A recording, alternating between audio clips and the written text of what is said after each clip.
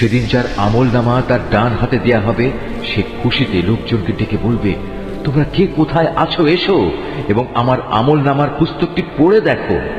হ্যাঁ, আমি জানতাম আমাকে একদিন এমনি হিসাব নিকাশের সামনাসামনি হতে হবে। অতঃপর বেহেশতের উদ্যানে সে চির সুখের জীবন যাপন করবে। উদ্যান হবে আলিশান জান্নাতের মধ্যে, এর ফলমূল তাদের নাগালের মধ্যেই ঝুলতে থাকবে।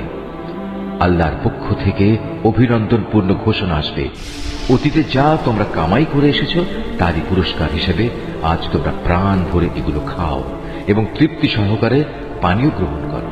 আর সে হতভাগ্য ব্যক্তি যার আমলনামা সেদিন তার বাম হাতে দেয়া হবে, সে দুঃখ ও অপমানে বলবে, কত ভালো হতো যদি আজ আমাকে কোন রকম আমলনামায় না দেয়া হতো।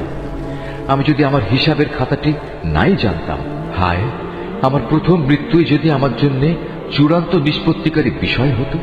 আমার ধন সম্পদ ও ঐশ্বর্য আজ কোনো কাজেই লাগলো না। আজ আমার কর্তৃত্ব ও ক্ষমতা নিঃশেষ